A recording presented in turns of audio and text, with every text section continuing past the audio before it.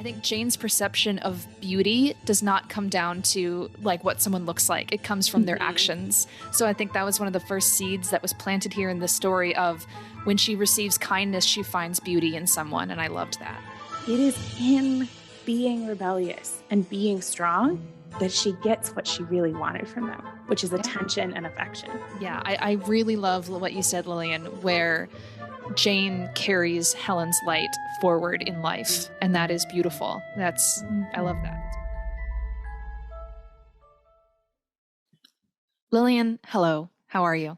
Hello, I'm doing so well. It's all sunny and shiny, and it's a Thursday afternoon / morning.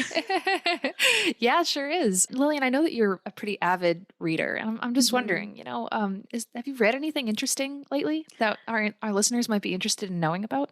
I'm reading a book called Iron Widow, but I don't know if that's Oh, Jane Eyre. I also am reading Jane Eyre. What? Oh my God, no way. What a coincidence. I've also started reading Jane Eyre, and this episode we're talking about it. We're finally doing it. That's actually really convenient that both of us read the same number of pages of Jane Eyre in preparation for talking about it. We're cool.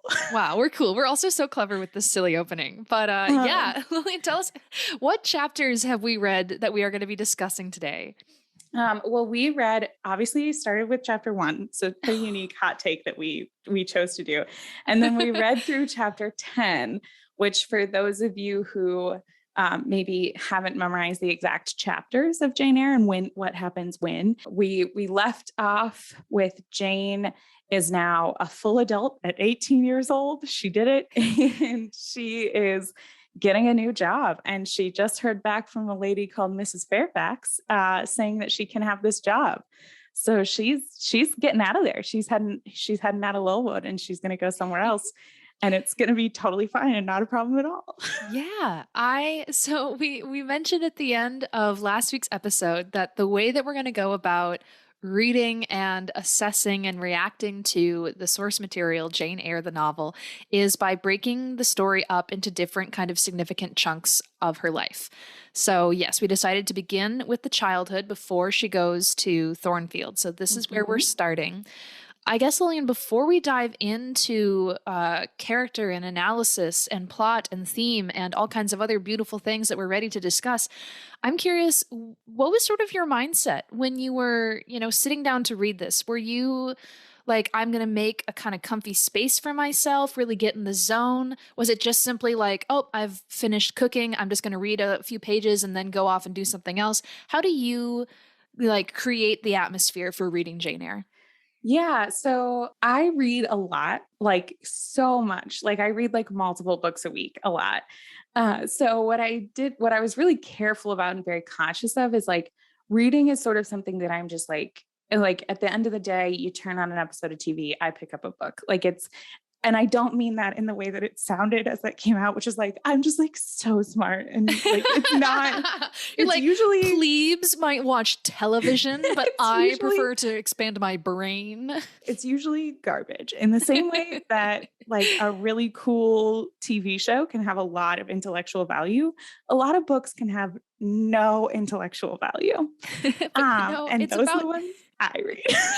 Lillian, it's entertainment. It's about what makes you happy, right? How are you engaged? So I was very careful and very conscious. It's interesting that you brought up like the space that I read. I was very careful and very conscious to not accidentally lump in the reading of Jane Eyre in that like casual, I just do what I feel kind of thing. Mm-hmm. So I actually very intentionally read it really slowly, and I took a lot of notes. I haven't annotated a book since I was in high school and was reading for lit classes in high school. I took some like literature-ish things in college, but not in the way that like I used to do passage analyses in high school. Like I took really intense literature classes and then went, I will never use that skill again. Wrong. And so it was actually so much fun to like sit down and really highlight, oh my God, this passage is like exactly this and all of that stuff. I created that space. And I also listened to Jane Eyre movie soundtracks because I like to have instrumental music in the background. And I messaged you this already, but what I didn't know is the 1970s TV movie, one of the top two adaptations of Jane Eyre for both of us, Hmm. the musical score for that was by John Williams, who Awesome. did like Star Wars and Indiana Jones and also the Jane Eyre TV movie in the 70s. Well, it was also like a theatrical release overseas, so but still, that's awesome. They brought in the big guns for this. Yeah. I also was trying to make sort of like a mood space when I was reading this, because again, I wanted to be very aware and in the moment. I do not actively read very often in my free time. I'm very much a TV or a movie person. But when I do, it's similar to when I do creative writing. I like to create like an atmosphere. And so fortunately we had lots of rainy days while I was reading this, which just felt appropriate. So I would like light a candle or, just have like the lighting just right. But for my first big chunk of reading this, I went out to a local brewery, sat out on the patio, took some nice pictures out in the sunshine. It was really great. And I loved that. I think just to kind of get into initial gut reactions, before I went into this, I was really wondering, I'm like, is this going to be a slow, difficult read? And it was not that at all. I was instantly struck by, I think, how natural and modern her voice is as a writer. And that really kept me easily engaged and instantly, into this, like brought me into the story. So whether it was sunny or stormy, it didn't really matter because the book itself compelled me. So it was a fun way to start the story. Yeah, I completely agree. I think it was really interesting, given we're talking about a section of the book that covers the plot that I am most apt to complain about, Hmm. which is Jane's childhood. We all know that I hate it so much. And it was so interesting to read that in the book and simultaneously go, this adds so many things that I did not have previously. This adds layers that I did not have previously. Some of those I was like, I can't believe you aren't finding a way to make this in the movie. Like this is so critical and makes me go, oh my God, well, that's what you were trying to do there. You just failed literally every time. And Hmm. then the flip side of that is also like, I completely understand why you can't and haven't put this in movies. What a cool thing to now have, having read the book, as just another layer of understanding. Yeah. So I'm excited to talk about all of that and the characters. And what were your initial reactions to the actual book in your rainy candlelit atmosphere? I think I agree with something that we said at the end of last week's episode, where you mentioned, you were grateful for having seen Pride and Prejudice before you read Pride and Prejudice. Because there were definitely Hmm. some moments where if I didn't already know the story and everything, there'd probably be chunks where I might be inclined to be like, well, this isn't important. I can kind of breeze over this. And so Hmm. having the awareness of the story really held my attention. And I felt almost like I was looking for clues, which I Hmm. found a lot of them. And there's so much interesting foreshadowing of different things in the beginning chapters that I'm like, oh my gosh, this is really crucial to something that's going to happen later on. I know that from like already knowing the story. And for me, like I can see where some people might come in and say, well, that's like a spoiler, right? I'm like, no, no, no, no. I'm someone who loves to watch like a mystery or a thriller. And then like instantly I want to rewatch it and go back and look for the clues and the little like hints and things. So that's kind of been what this initial read through experience has been for me, which I've really enjoyed. Absolutely. I completely agree. It does feel like it's something that is hard to capture these layers in a movie, especially when you can't assume that somebody knows it. Where in a Mhm. book, you have so much more space to like lay the groundwork of like, here's just a bunch of things that I'm telling you, and maybe they're important and maybe they're not. And then Yeah. like being able to go through and be like, oh my God, well, she's mentioning this, and then that's related to this, and all of that stuff, which I do want to call out. I felt a little bit in prepping notes for this. You and I chatted just a scooch about how we wanted to talk about this and how we wanted to approach it. And it was hard to not fall down the rabbit hole of, oh my God, well, this is a reference to this, which is a reference to this at the time, and like really, really deep into particular moments and particular passages. And I Mhm. think that is absolutely something that you can, and if you love Jane Eyre, should do. There are, as we mentioned previously, podcasts that go into that level of detail. I highly recommend listening to both of the ones we mentioned previously. The Jane Eyre files. Does she use the full name? Okay. I- Which that is a correction that I have from last week.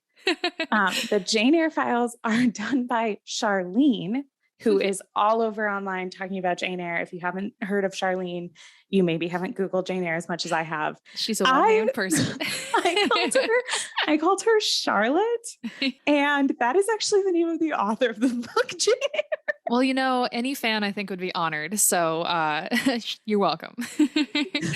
Piper says you're welcome. I say I'm so sorry. I didn't know that wasn't your name. It was just my brain was so confident anyway.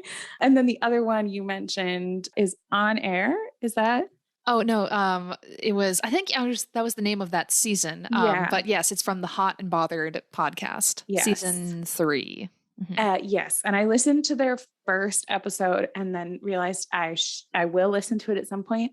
Couldn't listen to it in preparation for this because I would have just been like, oh my God, they mentioned this thing. Like, Right. It just would have Exactly. been our little fan cast of like, they did this whole research thing about the word bird. Mm-hmm. Yeah. Which is true. Go listen to the podcast and find out why birds are important.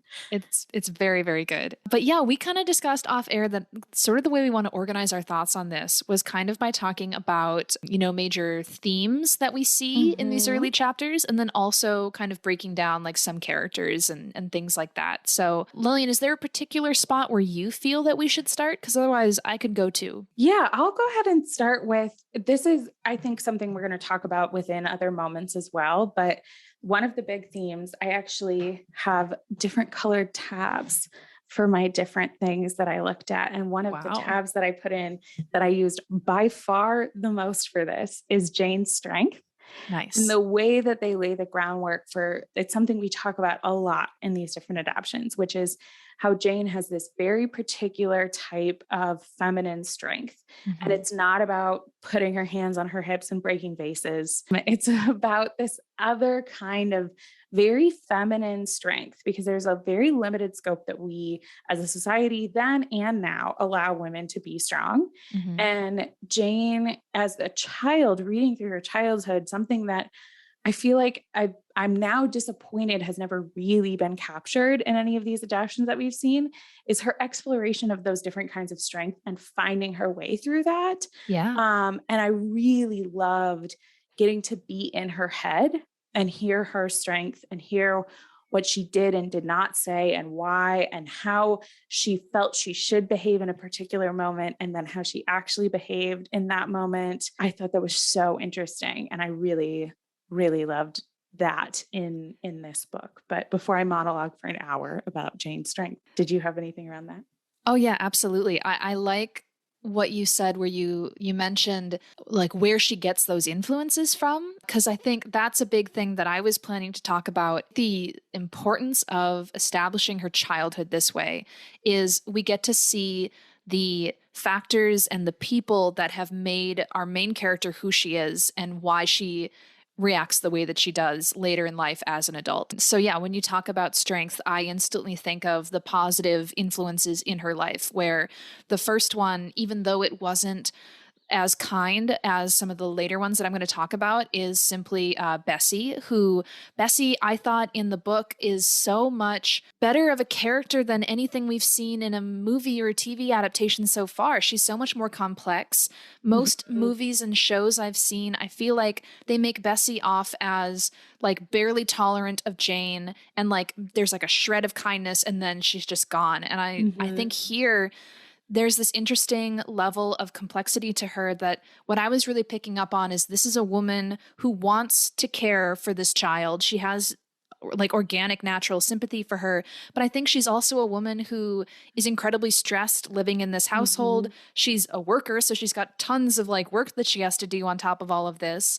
But also, it's just really interesting. There are moments where Jane talks about her kindness. There's a line that struck me, and it was on page 34. And it's this idea that when Bessie is gentle to Jane, she becomes the prettiest being. And maybe I can look up the exact quote of this. Yeah, it's so amazing to listen to Bessie described as like the counter to these other people, which I think is if you're referencing the moment that I think you are, that it's in the space that Jane is in, Bessie is the only light. And that really casts Bessie very differently than how I think we've seen her in a lot of the adaptions. Yeah, exactly. The line here that I have highlighted is, "When thus gentle, Bessie seemed to me the best, prettiest, kindest being in the world." And I love that pretty is included in that, because I think one thing I've made a lot of notes about is, because I think, of the line when Rochester asks if she finds him handsome and she says no, I think Jane's perception of beauty does not come down to like what someone looks like. It comes from their Mhm. actions. So I think that was one of the first seeds that was planted here in the story of, when she receives kindness, she finds beauty in someone. And I loved that. Yeah, and I think that we see that in the descriptions of all the other characters as well, right? Like Georgiana and the other people in her family are supposed to be these great beauties with these blonde perfect ringlets and all of this stuff, but they're horrible, like so all just incredibly awful. Like Hmm. I truly hate them. But that's the other thing you mentioned with Bessie, and I think that this was something I actually wrote down was true of all of the characters in a way that I understand how hard this would be to put into an adaptation, but also truly makes Jane Eyre one of those things that stands the test of time, which is they're all three-dimensional. Yes. I talk a lot about a thing that can put me off in a book or a movie or any work of fiction is if a character is so thin that they feel like a cardboard cutout that you could push over and there's nothing behind them. I Hmm. feel like you could write an entire book about the character of Bessie and how and why she does the things that she does. Other characters that like you see that same thing with is like John Reed. I hate him. Yeah. He's 14 and I hate him. Yeah. And he's on page for like 15 seconds. And she talks about him a little bit in her head, but the way that he is characterized in those handful of moments, he is a whole person. You Hmm. can see so much of him. And he's an archetype for sure, but like he's three-dimensional. The references to him being off at school and he should still be at school. Like you can see this kid who like his mom came up with an excuse for how he's just like too special a boy to be at school when he's too dumb and keeps getting kicked out and is just an asshole. Like it's so good. And the same thing with like later on, we talk about, we'll see Mrs. Scatcherd as one of the teachers. And like, again, not on there very often. I hate her. She's so three-dimensional though. And I think Bessie is a great example of a character that there's just not time to explore all of these Hmm. characters to that level. But I do think there's adaptions where they almost like attempt to do that. And because Bessie as a character when you have that like 5 seconds of her in the childhood, you can pick which side of her you want to show. Do you want to Yeah. show her being cruel to Jane, or do you want to show her as the single point of kindness and light for Jane? Yeah. And she's all of that. Like she's Right. like you talked about, she's this overworked, underappreciated person who's expected to care for this child. And you can see the layers of that, right? Like I've Hmm. been a nanny before.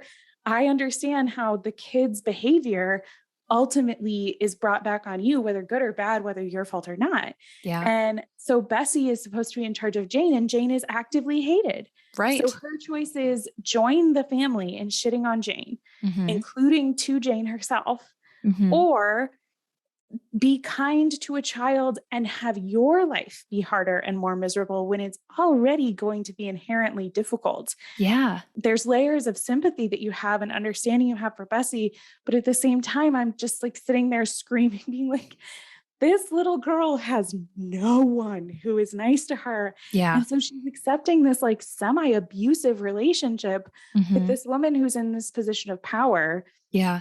And it's hard to watch. I wrote down one of the things I wrote down, I think on the same page as the passage you read, is somehow Bessie's ability to be kind to Jane Hmm. makes the moments when she's not kind to Jane more heartbreaking to me, Yes. Yeah. Because because go. Mrs. Reed, we both gesture to have the other person go, just so you guys know what happened just now.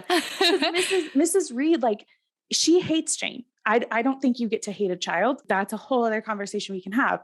But she hates Jane. She's never going to be kind to Jane. She doesn't like Jane. Fuck Jane in Mhm. Mrs. Reed's mind. That is And I can understand where that's coming from in the fact that there's layers to that character that make that understandable. But Hmm. also, I hate Mrs. Reed forever. I have no sympathy for her. I literally wrote down talking about her and Brocklehurst. I hope hell is real so you can go there. Um, like, that's how much I hate them. But Bessie is kind to Jane in moments and Hmm. sees Jane as a child and understands that there's a person here that needs love and affection the way that we all need love and affection, especially children. Yes. And the fact that she still withholds that, Hmm. oh my God, it hurt me every time. Well, it's beautiful writing and it's beautiful complexity. I think one of the big points that I wrote here is one of my first notes is I feel Bronte does an amazing job of articulating the way that a child thinks and the way that they make sense of the world. And so, like you said, it hurts twice as much when Bessie removes that kindness or whatever. And so, when you're this impressionable, lonely child and the one person who you thought was nice to you then turns around and does something mean, that could be so earth-shattering. And there are so many moments for little Jane that are terrifying and earth-shattering. And I think it's really interesting, after she passes out in the red room and she wakes up in the nursery, it's never said that, she is depressed. But I'm like, this child has just like kind of like sunken into herself. And there's very little spark there, which is something that I do love that we do get rekindled eventually when she gets to Lowood. But the other big thing that struck me is, so on page 21, this man comes. I can't think of his name off the top of my head. I can look it Mr. up. Lloyd. Mr. Lloyd. And there's a line here. Let me pause real quick while I find this line because it's powerful. So Jane wakes up and this stranger is in the room. And so ere long, I became aware that someone was handling me, lifting me up and supporting me in a sitting posture, and that more tenderly than I had ever been raised or upheld Oh, before, no. I rested my head against a pillow or an arm and felt easy. Like she doesn't know if it's a human body or a bed because it's just so comforting to her. And then another paragraph down, I felt an inexpressible relief, a soothing conviction of protection and security when I knew that there was a stranger in the room, an individual not belonging to Gateshead and not related to Mrs. Reed. To find such comfort in a stranger for a young child, because she's like, that's not my family, the people who hurt and abuse me, therefore I feel safe. That is like, wow, this is the Yeah. place where she starts her life. Yeah, and it really is heartbreaking. And I think the one of the things you mentioned within there is the way that she expresses the way children think. And I think it's one of the interesting pieces that I knew about the book, but reading it and experiencing it is so different. It's because the full name of Jane Eyre is Jane Eyre, the Autobiography. And the Mm-hmm. idea is she's writing it as if this is an autobiography she's writing as an adult, Mm-hmm. looking back. And I think there's something in that in the childhood that makes it so much more bearable Mm-hmm. because this is so painful to read and all of this abuse and all of that stuff. And it also enables her to provide that context of how do children think. And it's something that, like, when you're reading a book that's supposed to be written from the perspective of a child, as a child, you can allude to that, but you can't differentiate between the way a child thinks and an adult thinks because you are a child. So how would you know how adults think? Where Exactly. having that kind of like hindsight look in her childhood adds such an incredible layer of complexity and understanding. And that moment with Mr. Lloyd, who's an apothecary, Mm-hmm. because they invited an apothecary instead of a physician, because they invite physicians for the family. Yes. And the Oh my apothecary God. comes to serve the servants. The apothecary, Mr. Lloyd, is actually, I noted down, he's a character that I believe we've only seen in the 73 TV adaptation. He's And also in the 80s one. is he? Okay. Because Yes. Mm-hmm. I've kind of put down as a question mark as to whether or not. I know he really stood out to me in the 73, but it's interesting that he's not in more adaptions. I felt very similarly about Mrs. Temple in that way, Mm-hmm. where or Miss Temple in that way, where I think having this incredibly dark space that Jane is raised in, without a lot of comfort, without a lot of light, without a lot of people who are good and kind for the sake of being good and kind, Mm-hmm. having those handful of people, like Mr. Lloyd is only in here for a hot minute. Mm-hmm. However, he actually treats Jane like a person and talks to her and understands her and asks her what she wants and actually sends Bessie out of the room so that he can have a moment to chat with her alone. Yeah. Understanding the sort of abusive situation that she's in where she can't be fully honest around people who are from this house. Because once again, there's an instance of Bessie turning against Jane and like defending her. Because when he's asking, what happened, Bessie's like, she fell down, classic like abuse cover up story. And it's like, you can leave. I need to talk to this child in a safe space. Again, it is more heartbreaking hearing that from Bessie, who is her single point of light and comfort. Yeah. And to have this full stranger be more comforting to her, it sets up all of the reasons why, like all of these pieces for why Jane is so starved for affection and then goes to Thornfield and is open to this somewhat manipulative situation. Yeah. So that was sort of incredible. That's a great line to kind of point out that we don't see in a lot of the adaptions, and it's hard to do there, but also heartbreaking. What did you say his name was again? Lloyd, Mr. Lloyd. So he also comes back to be kind of a savior again later for when Miss Temple, writes to him to say, can you confirm this story? He confirms it in the letter. And that is what partially brings Jane, it raises her respect again. And then she can kind of start forward on this path at Lowood at a even plane where people respect and trust her. And she has this network of allies that she's starting to build. Yeah, absolutely. And I think that it's not surprising to me that she's connecting those points of light as like these people know each other and they have these relationships. I think that's very cool. At the very beginning of the story, one of the things we've talked about, all these different experiences that Jane has had and how obviously abusive her experience at Gateshead has been. One of the things that I think was something that I picked up in the book, that maybe it's just me being dense and not understanding the story, but I just don't think any adaptation has fully captured, is why the story starts where it starts. So most of the adaptations start with that moment of Jane hiding and reading a book and not being able to go on a walk that day. And then John Reed comes and finds her and he's too dumb to find her himself. So his sister has to do it because the window's closed, but he's pretty sure she's in the room. Anyway, John's stupid. And then he beats her with a book. And that is a shocking way to start the story. And I think most of the movies and TV shows that we've watched have started in that same moment. The part that I feel like has not been captured is why start the story there. And it's so much clearer in the book that the reason to start the story there is because that is the first time that Jane fights back. Yep. Up until then, she has tried being good. She and not good in the way that I think a child should be good, right? But in the way that these people have defined good. She has tried to fit their definition of that. She has done everything over and over and over again to be meek and submissive and do what they want and be the version of a person they want her to be. And she can't be it because it's an unreasonable expectation that changes when she meets it. That is the reality of these kind of abusive situations and the situation that Jane is in.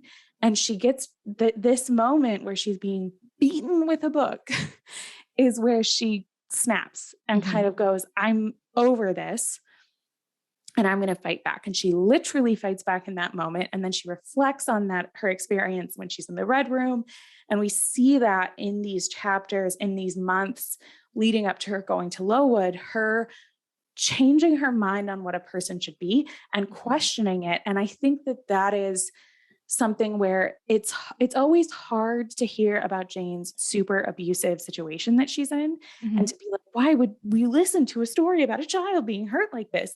And the truth is, it's because in this time period, in this social structure, why would someone question as many things as Jane does? And establishing that you have to question the norm because her norm is so awful as a child. Yeah. And when she questions it, she realizes how wrong the expectations are. It would make you question everything. Well, and exactly. That's in the story, but I have yet to see that level of understanding come through in a movie. And I don't know how I would want them to do it, but they haven't done it yet. Yeah, I would say just off the top of my head, from what I can recall, the closest to that I've seen is in the 91 that has Anna Paquin as the little Jane, one of my Yes, favorite little Paquin. Janes. And it's a very 90s like show of strength when she stands up next to Helen and they flip their hair down and they're like, cut our hair. And it's very like not what's in the story. But that's kind of, I feel like, the movie that I can think of where that's sort of like enough is enough. I'm questioning authority because it is sort of this like youthful rebellion exploration. And I think that moment there where you say, we start with her fighting back, there is our first glimpse of strength in Jane, right?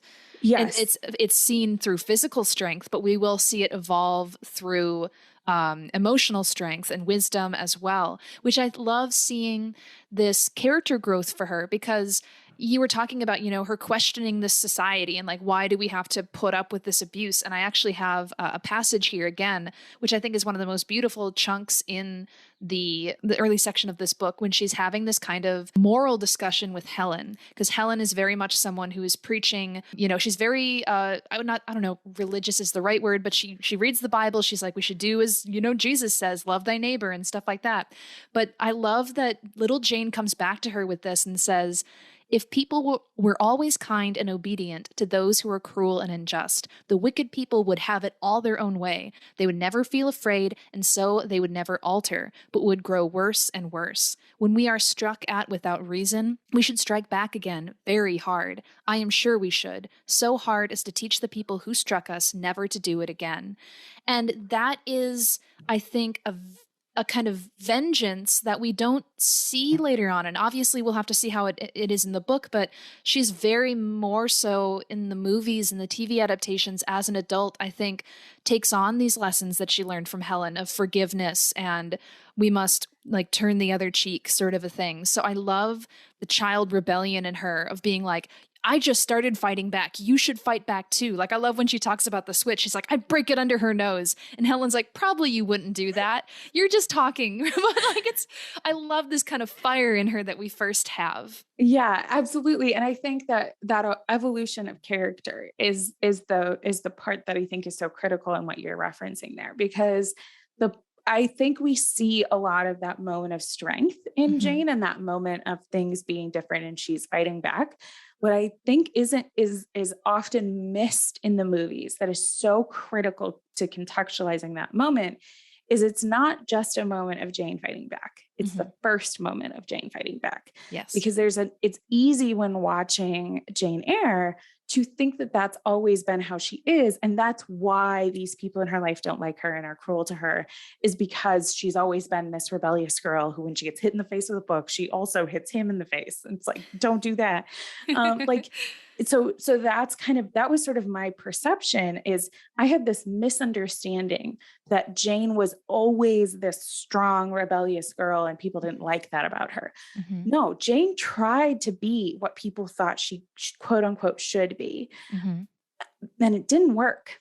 Yeah. And I think that that's one of the things that I love so much in the moments when she starts to fight back, and in this time at Gateshead that we're with her, and through these months where she's with Bessie and all of that stuff, the moments she doesn't just become someone who's constantly rebelling and constantly yelling. And I think that her time with Helen and Miss Temple takes that evolution and takes it to the next level, right? Of like, how do you both be good and strong? How do you be Right. both of those things? Mm-hmm. Where I think that time at Gateshead between getting hit in the head with a book and moving forward is where we see her fighting back for the first time. And I think we see that with her speech to Mrs. Reed. Like, that hits different when you Yeah. know that up until that point, she has only ever done what she's been told to do. And Mm-hmm. Mrs. Reed still hated her. And it's actually a moment that I want to talk a lot more about, but I don't want to, again, monologue forever. So go ahead. No worries. I have a feeling that these book episodes for us are going to be very like, hang on, let me stand on my soapbox for a second. But so like that's again, we're going to say this all the time, I'm sure, but the levels of complexity of all these characters. And so with Jane,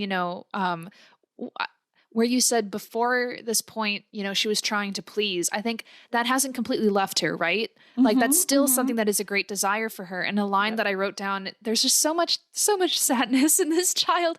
It's let's see, in chapter 8, yes, there is a line that she says, "If others don't love me, I would rather die than live. I cannot bear to be solitary and hated."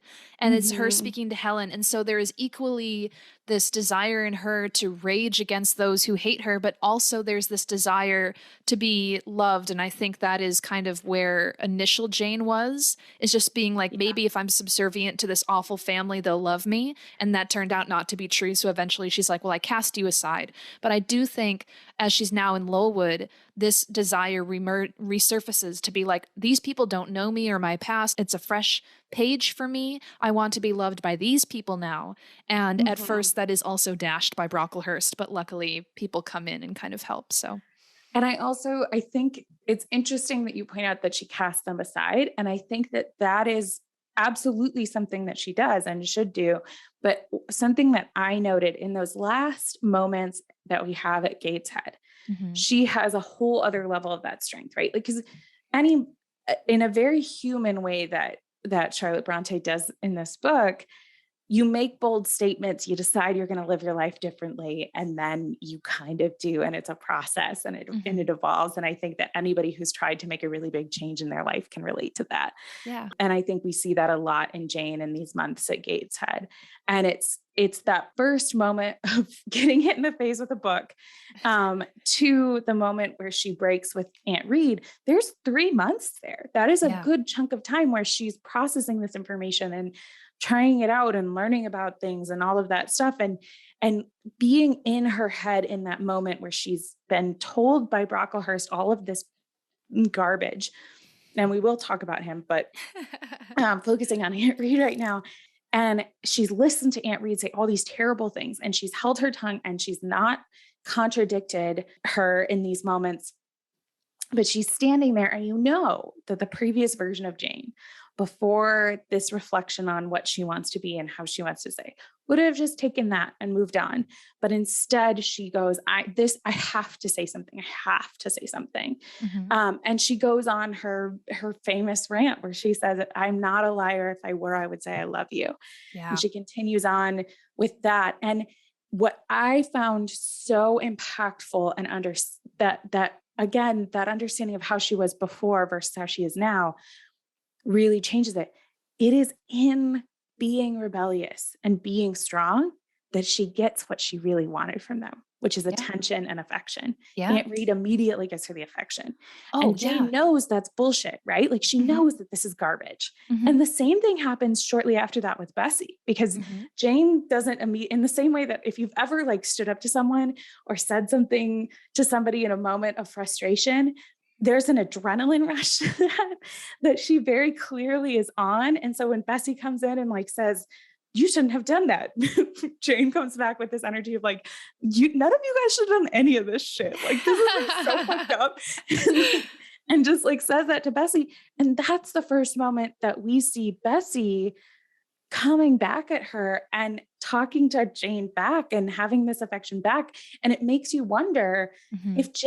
if if Jane had been that way the whole time, if she had always been honest and open and had that strength. Mhm. Obviously, that's not going to work always. In an abusive situation, the longer she was there, the less likely that was going to continue to work for her. But you Mhm. see that lesson that she's learning, which is Yeah. be honest and be strong, Yeah. and stand up for yourself, because being meek and mild and just giving in all the time, it's not going to get you what you want. So say what you Exactly. mean and say what you want to say and have that strength Yeah. up front. And maybe you will get what you want and you will get that authentic connection with people. Right, which, as we know from the movies and shows we've watched, is something that instantly captures Rochester's attention. Like, she's very Mhm. straightforward. She speaks Mhm. her mind. She's honest. And he's like, whoa, okay, cool. But I love that you mentioned that when she confronts Miss Reed in the novel, Miss Reed instantly, you're right. She's like, oh no, like she becomes kind of like, I think she's partially scared of this threat from this child, but then also like, I think she's trying to regain, maybe just to reaffirm for herself that she's not as awful as she knows herself to be and as this child has just called her out to be. But it's something, again, you're right, I don't think we've seen that level of fear and remorse in her in movies, because typically Aunt Reed will get flustered and be like, get out of my house. And I really thought this was a powerful moment where she starts calling her pet name. She's like, dear sweetie, no, like, we liked you. And it's like, yeah, save your lies. It's fine. But I thought that was the power was shifted briefly for Jane. Suddenly she had the control of that moment. And to be clear, I don't think Jane would have, like, I don't think it would have worked out if with her and Aunt Reed, if Jane had just been like yelling all the time. I think it's a classic abuse response when you've used a particular way of abusing somebody to control them for a certain amount of time, and that has worked, which is tell Jane she's shitty, tell Jane she has to be good, Jane will be good. I get to keep telling her she's shitty and keep controlling her and keep getting her to be in the box that I want her to be in. When that stops working, you can use this other kind of control and manipulation, which is kindness. Yeah. In the case of Mrs. Reed, that is an abusive choice that she is still making. So it's not her having genuine affection for Jane. That's not what we're saying here. Right.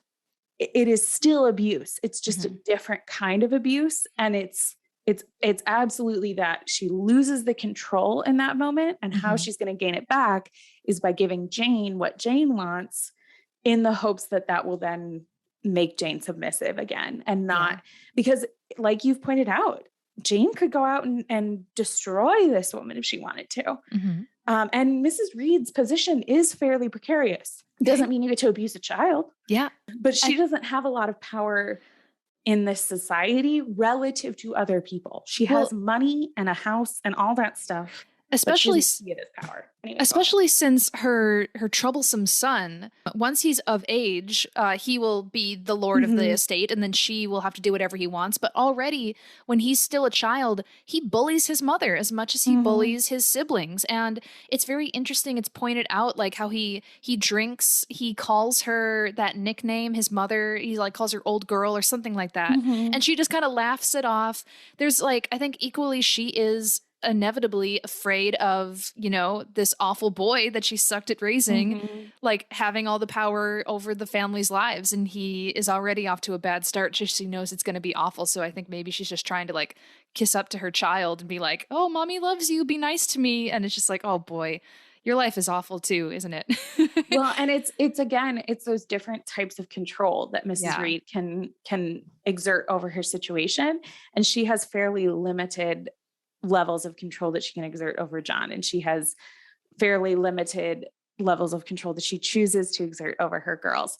But Jane is someone she can control in any way she feels like it. And she hates her because she's forced into caring for this child when she doesn't want to, which, I hate it so much. But it's also that Jane is someone she can control and manipulate. And it's the same way I totally believe she treats all her servants like that too. Like, I completely believe that she's awful to Bessie and she's awful to these other women who work in her house, because the people that she can be overtly awful to, she is. Yes. Yeah. I want to take a quick sidestep from talking about awful Aunt Reed and the Reeds in general and bring in a little bit of positive discussion and analysis to a theme that kind of relates to something that we sort of started touching on before when we were talking about, the child's mindset that Bronte captures and how Jane sees the world. And the thing that really stood out to me that I found incredibly enjoyable and charming about glimpses within Jane's life is we see this great level, I think, of wonder and imagination that Jane has. It first struck me, there's a beautiful passage early on when she's talking about reading some of the books in the library, and they describe these scenes. And in describing the way that Jane remembers the scenes in the book, it is also this very beautiful and vivid imagery, which I love seeing because you know right from the start, like this is going to be part of why she's such a good artist because she has this vivid Mm-hmm. imagination. And it's all these epic scenes of like two ships sinking in a great like storm out at sea, a strange horned figure crouched upon this archway as people in the distance watch like a hanging happening. And us, I love that there's a scene where apparently like there's a man getting attacked by a brigand on the road, but that was too scary for Jane, so she passed over that one. But this initially we get these instances of these images that really Mm-hmm. stood out to me. And there's a couple other moments of beautiful imagery and whimsy in her. One of my favorite parts of this entire section is when spring comes to Mm-hmm. Lowood School, which I thought, like, so she opens the chapter by spending like a couple pages kind of describing how nature returned to this area. And she describes getting to walk through the woods and the Mm-hmm. flowers and the plants that came back and the bubbling brook and all of these things. And it's beautifully coincided with at the same time that nature is returning to the land, death and disease has descended upon the school. And I think, again, in this wonderful way of capturing how a child understands things, like she reflects on the fact that people were sick and dying, but also there were less people at the school. So Jane got more food, like the other girls got more food, they got more freedom and free time. And so I love that she remembers both of these things. She remembers it was a time of sickness, but it was also a time of beauty and freedom when they could go off into the woods and go have fun and be free. And so there are instances like that I thought were incredibly charming and beautiful. And I loved that. That was one of my favorite passages. Yeah, absolutely. That whole passage, when you first started talking about it, that's what stuck out in my mind is those moments when she's in the woods with Marianne. I can't remember her name. The girl who isn't Helen, which I love. She's like, Uh, I bet you're wondering where Helen is. Well, she's sick in bed. I'm like, oh because she's dying. Remember all those weird coughs I referenced? It turns out. no. But yeah, no, it's really interesting to listen to her describe kind of being out there and having this be really the first time that Jane has frivolous freedom to do what Hmm. it is that she wants. And what she chooses to do at that time is go tell stories in the woods with her friends with this beautiful natured scene that she's described. And like you said, it's so interesting knowing what we know about Jane, listening to that evolution of like the pictures in her head to drawing for the first time and learning how to do that and how well that sat with her and how just immediately she really loved that. And then during these descriptions of nature, she talks about how she wants to draw this and she's going to draw that and she's going to capture this. And it's the way that when you look back on childhood, there's so many of those things where it's like the moments that you remember versus the moments like what was happening for the adults around you in that Yeah. time. And I think that that's a really interesting way to approach a child's perception of something like what happened at Lowood School during that time. And to be able to integrate in that idea of an artist with that visual mind Yeah. and how that evolved during a time when there was this great tragedy that also held a lot of hope surrounding it for Jane. Well, I personally view that also as a source of her inner strength, is to be able to find beauty in the world when such hard things are happening. And I think it's Mhm. something that she only got the opportunity to do at Lowood. Like maybe she wouldn't be able to find that beauty if she had stayed at Gateshead. But so that was, I thought, a great evolution for her. So, along with this, we see these kind of elements of appreciation for the whimsy of nature. I think also one thing that I love that really stood out to me is we also get to see into the semi magical way that a child interprets certain things Mhm. in the world, right? Because, of course, we talk about her fear, her legitimate fear of the ghost of her uncle in the Mhm. Red Room. Mhm. There's a moment when she talks about fairy tales, but the way that she reasons it is not that fairies and elves don't exist. It's simply that they're gone now. They left Yeah. England. And these are stories I think that she recalls from things that Bessie told her. Yeah. But then I also really loved the moment when she's talking with Helen about her beliefs, and Helen talks about there are angels who walk amongst us and who look over Mhm. us, and she refers to it as this hidden world that exists alongside our own.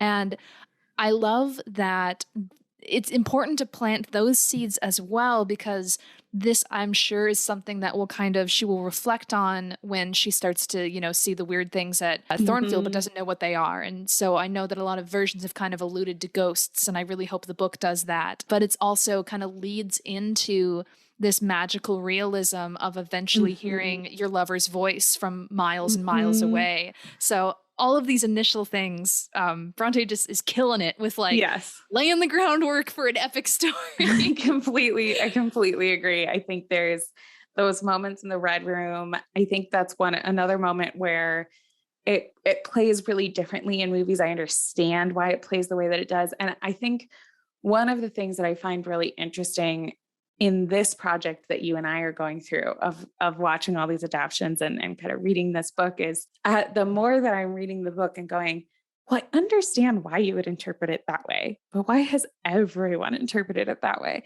And I think that that's the cultural, you do an adaptation, then you do another adaptation, then you do another adaptation. There's no way that the person doing the 2006 BBC miniseries didn't watch the 43 movie, didn't watch the 70s one, didn't watch the 80s one, didn't watch all the 90s movies. Like, they've all seen Yeah. each other's understanding of this. Yeah, that's a good So point. while the source material is contextualizing this, Hmm. so are the other interpretations of it. Yeah. So, interpretations of the Red Room scene in particular, I think is so interesting because in order to establish for the audience that the Red Room is haunted, Hmm. Jane is scared to go in it initially in every adaptation that we've seen. She's frightened of the Red Room the second they bring her in the room. In the book, she's not scared at all when they first go in. Hmm. It's while she's in the room and while she's reflecting on these things. Of course, you can't do that without like a really intense, overly dramatic monologue over the top Yeah. of it. So I understand why they did the way they did it. But Jane's time in the Red Room, she's reflecting on all of these lessons of that moment of breaking that we talked about, that it starts Hmm. with. And that magical realism that you're talking about comes in as she starts to have this incredible imagination that children, specifically like somebody who manufactures parts of slippers and books and stuff, might understand. So I think both Piper and I can relate to being a child with an active imagination. Oh, yes. You can get yourself so upset that Yeah. then you ultimately think that there's a ghost in the room because as you reflect on your own experience, you're like, Aunt Reed's actually been shitty to me. I bet Uncle Reed would be pissed. Oh my Hmm. God, his ghost is for sure here. Oh, dude. And like that was an incredibly relatable scene, especially the moment that struck out to me is when she catches a glimpse of herself in the mirror and Mhm. it just like surprises her. And that's kind of like, I think what starts her freaking out about different things. Cause Mhm. I've definitely been at like my grandparents' house and they had a mirror at the end of a hallway. And if the lights were off and I walked past it and you caught like any kind of glimmer of light, I was like, oh, like it just became like instantly scary, you know? And yeah, the idea that somebody died in a room is also like a creepy experience. You're like, no, someone dead was in here. This is horrifying, just the thought of that, even though it's just a room. But, Mhm. who knows what else could happen? Yeah. Yeah. But I think that would be, I think the very first moment with the book is a moment where I've been disappointed in reading that. I'm disappointed how every other interpretation of that moment, I think, misses part of the point, and Hmm. that this is a distinct different moment that needs to be contextualized, and the idea that Jane is an incredibly good child up until then, like, and their definition of good, I always hesitate to say good child, but like Right. their definition of good, and is trying to meet those standards up until this moment when she decides she's going to live by her standards. Yeah. And I think almost the opposite of that, the Red Room, I'm like, I get why you couldn't do it the way the book did it. Like, I get why you choose to do it the way you're doing it. It's just interesting that that's what you all did. Hmm. Another moment that I actually think is probably the closest in almost every adaptation to what we've seen in the book is Mr. Broccoli coming in and Yes. being a dick. Yes. I don't know how much we really need to talk about Mr. Broccoli because Not much because we his know that he's character, awful. like, he's the same. This man is garbage. They do a great job of making the garbage man garbage in the movies. Hmm. I feel the same way about this dude. I literally, the only note I have in my notes about him is go to hell, go directly hell, do not pass go, do not collect $200. The thing that I liked that we got from the book that really stood out to me is I love that Jane continues to describe him as a great pillar or a column of architecture. From her tiny little perspective, like literally physically looking up at this person, he just looks like a big straight rod of a scary man. And I think the version that did that best was the one with the guy from Citizen Kane, the 40s one. Yeah, that one. Orson Welles, the Orson Welles one. They really did a good job with camera angles when young Jane is in a room with adults of like shooting from below to kind of create that towering Mm-hmm. impression of adults and scary adults. So I loved that. Mr. Broccoli, we know him, we hate him, we hate And the way that he treats his children like they're little princesses and other people's children like they need to be treated like garbage. I like that he got fired essentially for real in the book. We've mhm. only seen that in one other adaptation. I wish every adaptation he got fired. But a character that we don't see in a lot of adaptions, and I wish we saw more of. She's in a few of them, but she's not in as many as I would like, is Miss Temple. I Miss think she's Temple. an incredible character. I think she's another great example of a very three-dimensional character. I think she really embodies something we talk about a lot when we discuss Jane Eyre, which is the different types of feminine strength. And by Yeah. having lots of female characters, you can have different types of feminine strength. Mhm. Miss Temple is an amazing character who she is strong and kind, and her Yeah. kindness, it's this misinterpretation that I think we still hold to this day, the idea that by being kind you're weak. Mhm. I think Miss Opposite. Temple is a character who is every position of everyone else in a position of power around her wants her to behave in a certain way and to treat the children a certain way. And she's operating within really constrained circumstances and still is creating a safe, caring environment for these children. Yeah. And I think it's incredible to watch. And she's so well done. And I wrote down that I think the more I read about Miss Temple, the more that I was like, this is how Jane knows how to be what she is for Adele. Yeah. Miss Temple is her template for E- what an adult in a child life should be. Exactly. Which, again, I mean, you've said most of what I would want to say about her is like, yes, her kindness is her strength. I think, especially given kind of also to elaborate on something you touched on too, given the circumstances that she has and the resources she has to work with, right? That's a thing that really struck me in reading the book that I didn't necessarily pick up on other things. Is I think she clearly like hates the situation as much as the girls do. Like she, if she could, you know that she would like get them more food Mhm. and roaring fires and better clothes and all these things. And so I love that one of the things that struck me is when Miss Temple brings Jane and Helen into her apartments and she has them Mhm. for tea. That is such a wonderful thing to do to impressionable children as well, I think, is to treat them not as children, but as equals and adults and be like, oh, well, you're my guest, so I'm going to serve you tea and Mhm. I'm going to ring for treats and cakes. And that's not just like, well, you're little kids, here's the thing. It's like, no, like this is just what people do when they're kind to one another. And I loved Jane getting to see that. And you can Mhm. see definitely like the wonder that she feels towards this woman. And like you said, Miss Temple is her template. And Mhm. so when she leaves, Jane thinks to herself, well, maybe I can leave too. You know, she's still Yeah. taking inspiration from her. Yeah. And adult moments for Jane already have gotten me very excited to read about her. But I'm like, oh, I love the Yeah. way that you think now and how you Mhm. compose yourself. It's great. Yeah, and I think the moment that you talked about with the her treating her like a guest and showing her this kindness, I think Miss Temple has such an emotional intelligence that is incredible to see, because that moment in the book, I think that where that moment plays matters so much, because Jane starts off by saying to Helen, so she's coming into Lowood with this explicit strength that we've talked about. She's a little bit hands on her hips, going to break a vase about it. And she says the thing about like, if she were gonna hit me, I would break her stick and I wouldn't just stand for it.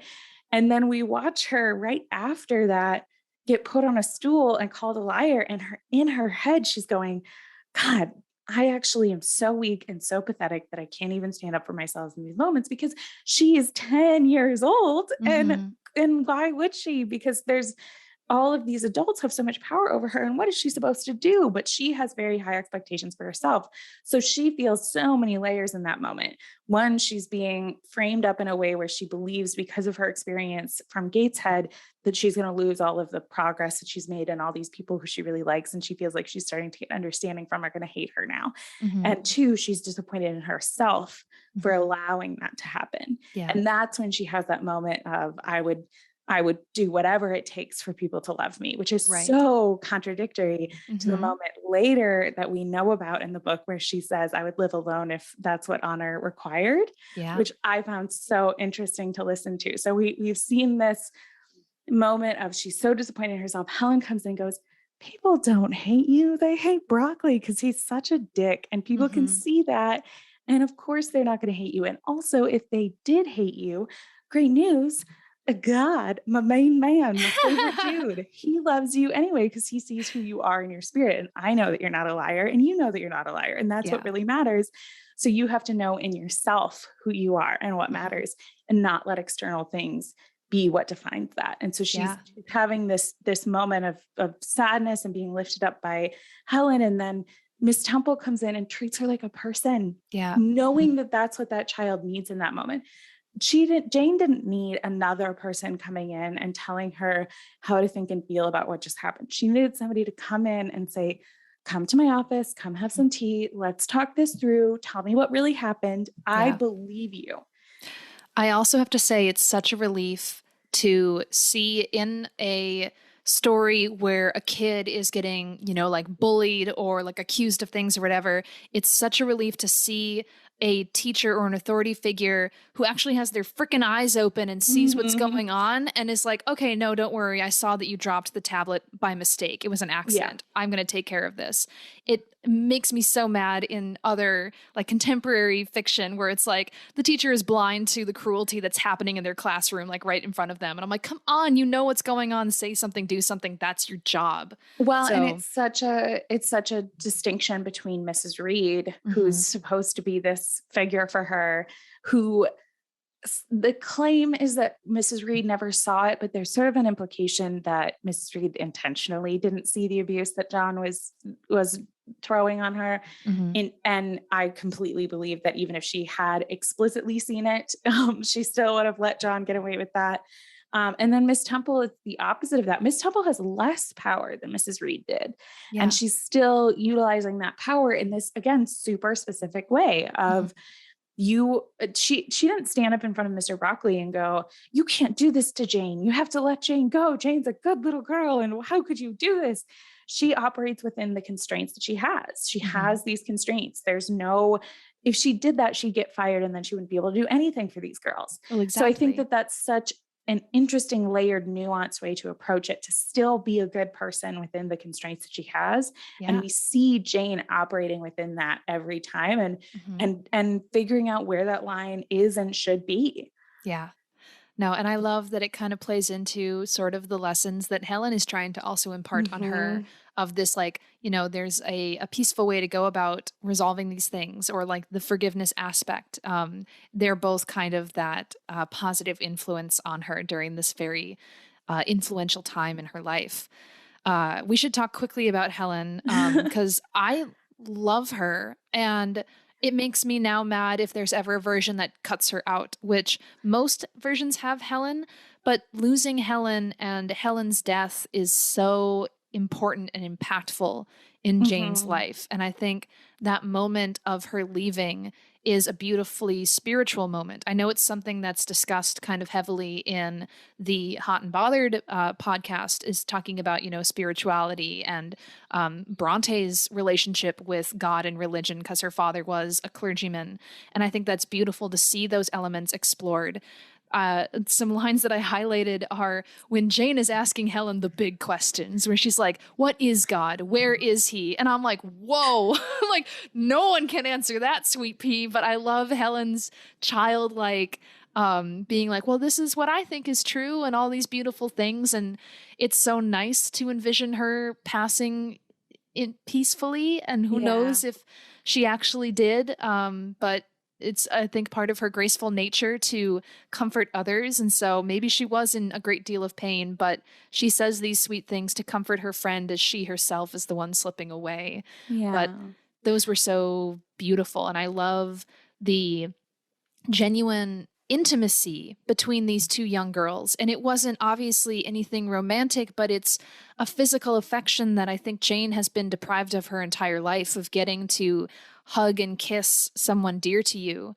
And that was beautifully written as well, where it's like I wrapped my arms around her neck, I kissed her and she kissed me. And I'm like, this is so tender and sweet. And I just loved it to pieces. And I think it's probably in the world that she is in, there won't be chances again for that kind of like physical touch from someone until eventually she and Rochester have a big makeout session in a garden. But so I'm like, hold that little moment in your heart, Jane. More will come eventually. Yeah. I agree with you that Helen is such an important character.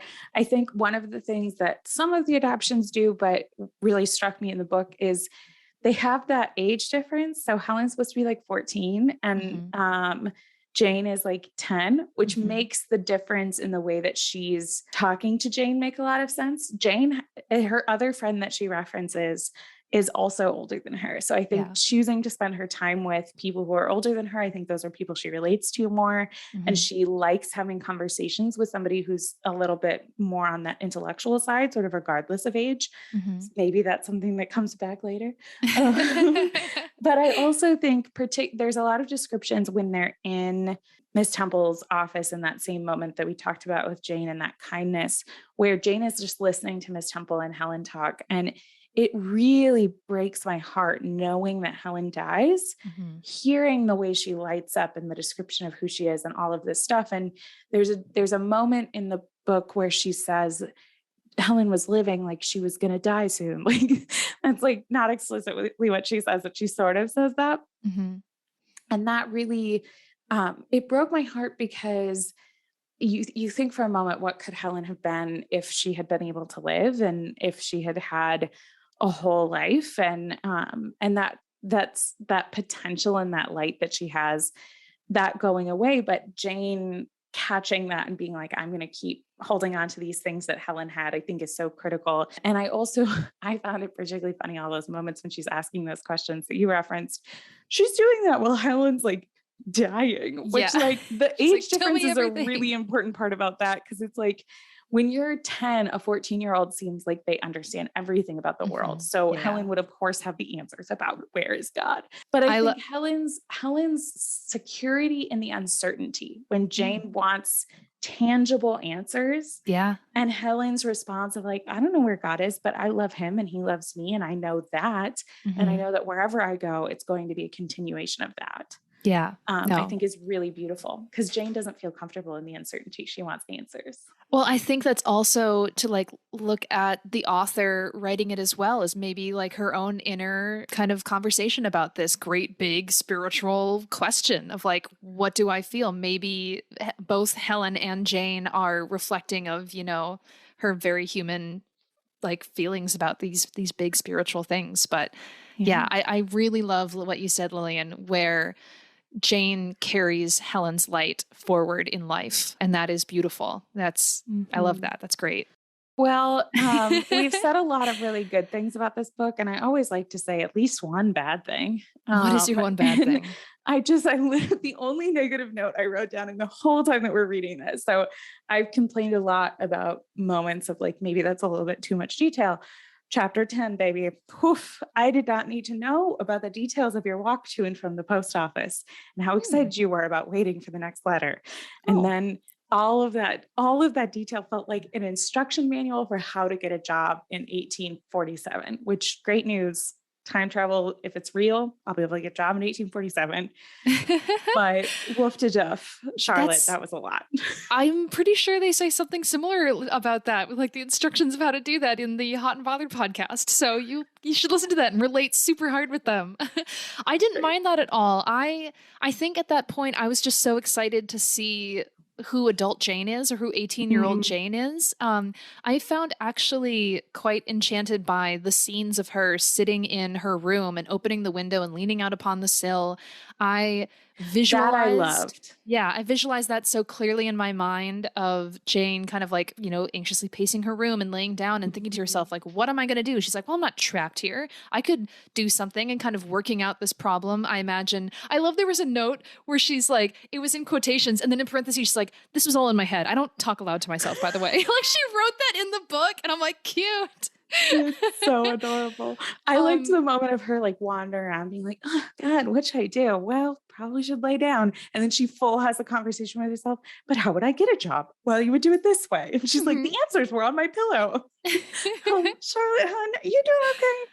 Dude, I love it. I thought it was very cute. And we get a nice sort of little wrap up to this first chapter of her life where before she leaves, she gets to have some parting words with Bessie, Mm-hmm. which again, we see growth and development in this character. Bessie comes, and now that she is no longer quite so burdened, I think, with having to raise troublesome children, except for her own son, who she brings with her, which I thought was very cute. She seems Yes. much more relaxed. But also, it seems that she's kind of just more comfortable talking with adults, where maybe that was part of Mm-hmm. it, is with little Jane. She's like, I don't know what to do with you. But here she sees adult Jane, and she's just, assessing her and praising her talents, which I loved. That I thought it was her own way of kindness to every talent that Jane had. She would affirm for her. She's like, well, you do this better than Georgiana, or what's her name. She's like, you Mm-hmm. sing, like, you play way better than her, and you paint way better than her. And like her And little I ways of, always knew you'd be impressive, Jane. I'm like, wouldn't it have been cool if you made that little girl feel like that?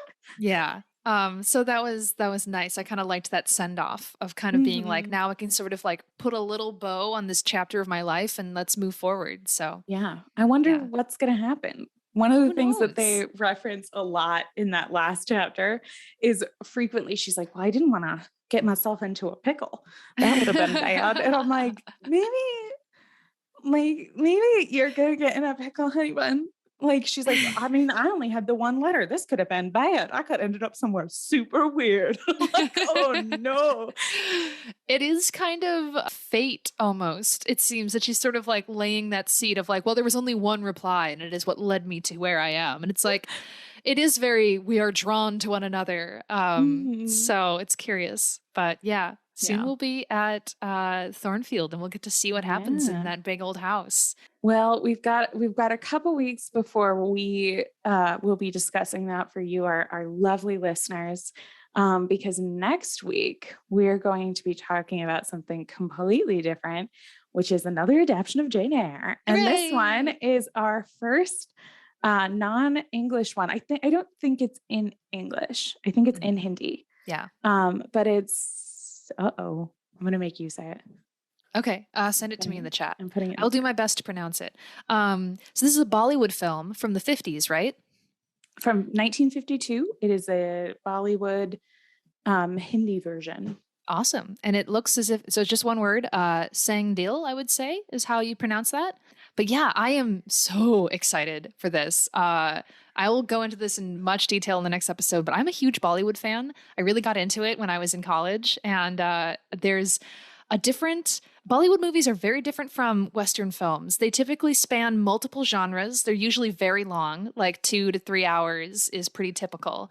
And I'm very curious to see how an older Bollywood movie will compare to the structure of a modern one, because a modern one, it can be, there's always, almost always a romantic element. It'll go from an action flick to a drama to a comedy. It'll span all of these things. There's always musical numbers, whether it makes sense or not. So I'm very, very excited. I'm excited as well. I do not watch a lot of Bollywood, so I'll be coming in with a totally different perspective than Piper. Piper, always our expert, me, always the That's not true. novice. No, it's always true 100% of the time. Piper always, she actually legally said before we started this podcast that she'd only do things that she knows more about than me. Well, and remember when we talked about Bridgerton and I knew nothing and you knew everything? Who's to say, you know? Well, on that big laugh note, thank you for listening along with us, for reading along with us. Lillian, just in case people want to do the exact same chapters, do you have that pulled up for the next chunk that we're going to do? I do. So we read through chapter 10. So the next chunk is going to be chapter 10 or chapter 11. We read chapter 10 again, chapter 11 through to chapter 25. So read through chapter 24 to chapter 25. In my book, that's page 168. Cool. Great, sweet. Well, join us in this read along. And if you have thoughts about our thoughts or other things that you want to share, you can send us your notes and feedback either via email. We are airbuds@gmail.com or on all of our fun social platforms at airbuds. Come and find us, reach out, tell us your thoughts, and recommend new adaptations and send us links of where to find them so we can keep this up as long as possible. And this week I will be in the Kmart parking lot to fight anyone who disagrees with me from Friday to Wednesday, 6 a.m. to 6 p.m. per always. And I will be in the Kmart parking lot providing ice packs and bottles of water for afterwards. She got a big pack of those ices last time. I don't know if she'll have them again or not. But yeah, we'll see. Something to think about. We'll see. On that super weird note, thank you all. We'll see you later. Bye. Bye.